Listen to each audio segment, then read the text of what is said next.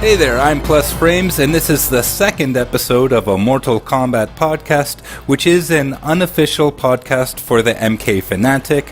Thanks for tuning into this episode. I guess I didn't bore you too much during the first one, but if this is your first episode with me, then I have to apologize in advance. It is just me, so it could get a little boring, but I'm going to try my best to not take up too much of your time.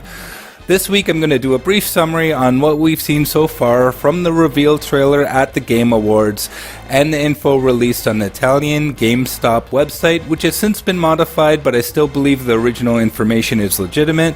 And then I'll discuss what I think this means for MK11. There were a few leaks prior to the Game Awards, such as a voice or motion actor mentioning stuff on social media, a few posts on Reddit and 4chan, but I'm not going to get into that stuff. I'm just going to base my speculation for this episode on what we've heard more recently and what seems more legit. First things first, the trailer looked awesome and is still hyping me up. A week later, we see a modern-looking Scorpion fighting Dark Raiden. We see a few weapons come into play, and then Raiden beats the shit out of Scorpion in the corner and does what looks like a brutality to me.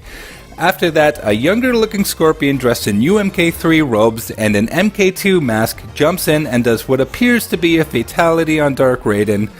Then we see a female elder god looking character standing at an hourglass with the sand moving upward.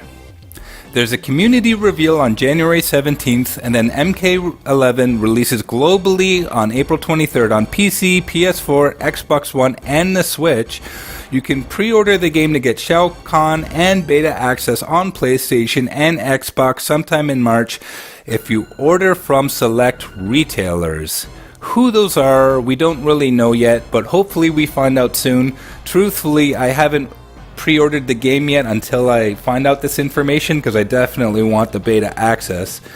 The Steam webpage got updated to show some gameplay screenshots, and then Warner Brothers issued a press release stating a few things, but the key takeaways are that we're getting an epic, time-bending story, as well as an all-new custom character variation system that gives players the creative control of building customized versions of the character roster.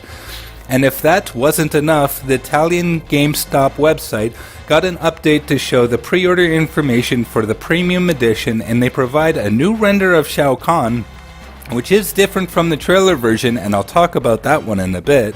But they also provide a list of features like a new game engine, a new personalization system with clothes, accessories, and movesets, a new Fatality Gore-Tex system to make executions even more brutal, and a strong multiplayer component entirely oriented towards esports, including daily news, constantly updated rewards, and improved matchmaking. We also find out that the premium edition includes a special steel case and a combat pack consisting of 6 characters and 6 battle passes. I think it was supposed to be translated to battle packs, but I'll refer to both of them when I bring it up. Excuse me. The first thing that got everyone's attention in the trailer, other than the beautiful graphics and the excruciating gore, was the use of weapons. Scorpion using swords isn't anything new, and the long blade that Raiden picks up off the ground and impales Scorpion with looks like a stage interactable to me. It looks like a one-time use kind of deal. However, shortly after that, Raiden seems to conjure up a staff and he smashes Scorpion in the face with it. I would absolutely love it if he could press the stance switch button to pull out a weapon, and then you can press the button again to go back to your normal weaponless variation. Also, if it happens quick enough where you can use it during combos, that would be fucking awesome. I'd have such a fun time just messing around in training mode trying out different combos. Anyways, after Scorpion gets his head blown to bits, a newer, younger Scorpion hops in. This could mean there's a tag mode like there was in MK9, and really, I hope it is. I'm all for it. That was a really fun mode, but I do think it's more of a nod to the fact that this is a time-bending story, as well as the fact that you can customize the look of your character. Now, regarding the female elder god at the end, I don't think she's necessarily evil or that she's necessarily good. I just think she's pissed at Raiden for manipulating the timeline, and she's going to play with it to punish him. as well as to reset the timeline to where it should be in her eyes, as if, the timeline was never adjusted. I don't think she gives a damn about killing or saving Dark Raiden. Which brings me to an interesting point.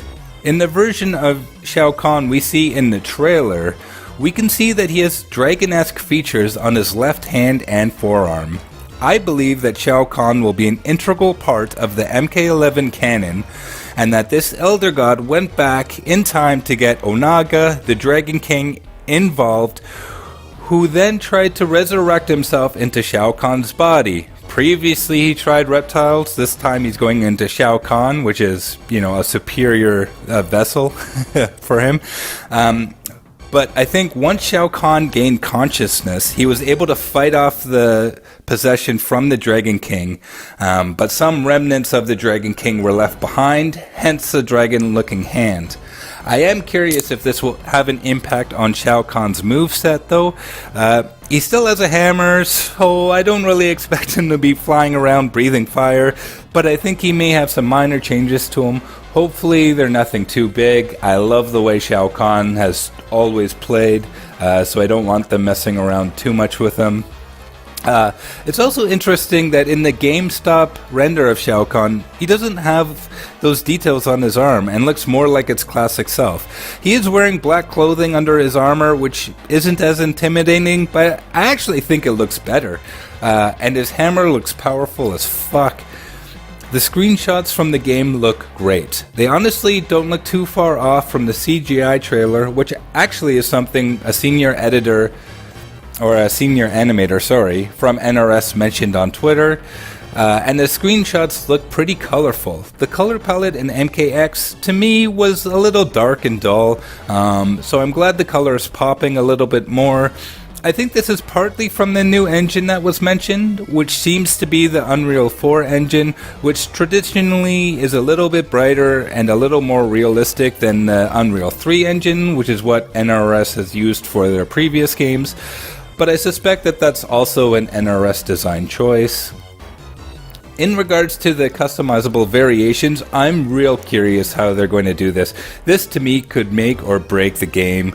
I think my favorite scenario would be to have 2 stock variations that you cannot change the moves of, but you can change the aesthetics of, and the variations will get balanced and will be tournament legal, and these would also be the only variations that you could select in an online ranked match.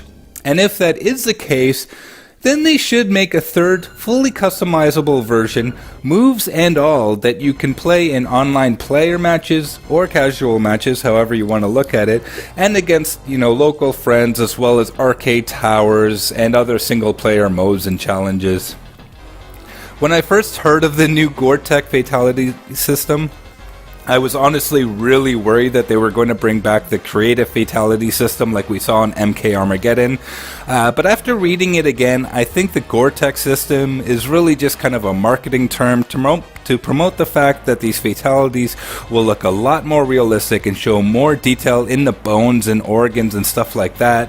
I honestly think or hope that the fatality system will be similar to how it was in MKX, but it will just be twice as gory as MKX was. I'm really excited about the improved matchmaking feature, and I hope that means MK11 is getting a proper online ranking system, like Street Fighter V has, and for those who don't know, you basically fight against people who are in the same rank as you, or one higher or one lower, and as you win or lose, you gain and lose points respectively. And the points dictate which rank you are in. I found that this is a really motivating feature. In Street Fighter V, I'd have goals such as reaching a certain rank by the end of the year, and it kept motivating me to come back and play often, which is almost every day for about a year and a half. And truthfully, I don't even really like the meta of Street Fighter V as much as I did MKX, but Street Fighter V got more of my time because of this ranking system. It's just motivating. It also helps you track your progress. When you reach a higher rank that you've never reached before, you feel like you're getting better, and for the most part, really, you are. Without that ranking system, or fighting the same opponents over and over, it's really hard, almost impossible, to know if you're actually progressing as a player. And then, really the only other thing I want to talk about in this episode is the mention of the combat pack. Yes, we're getting 6 characters in the game. I'm assuming there'll be at least one more combat pack later, but of these 6 characters, I suspect that 2, likely 3, will be classic characters, and 1, maybe 2, will be new characters. And that the 2 other characters will be guest characters. Yes, I'm sorry, I know not all of us are fans of guest characters, but I'm sure guest characters are coming back. They bring in a lot of money, and I doubt they're going anywhere anytime soon. And recent events on Twitter have led me to believe that Michael Myers and Spawn may be some of the guest characters that we'll see in MK11, but I'll get into that more in the next episode. Also, with this combat pack, we're getting 6 battle passes or battle packs. I'm not sure, truthfully, exactly what this means, but I suspect it gives you some sort of currency that you'd normally buy separately or earn through playing the game to buy gear to customize your characters with. If that's true, I truly hope it only gives you items to change the aesthetics of your character and not any moves. However, if you can use the battle packs to buy newer and stronger moves, I really, truly hope you won't be able to use them in online ranked matches or in tournaments either, because honestly, that would suck, as people with more money would get the advantage yet again, and I personally don't think that's what fighting games are about. The victor should be the person who outwits the opponent. It should not be about who is willing to spend more money on the game.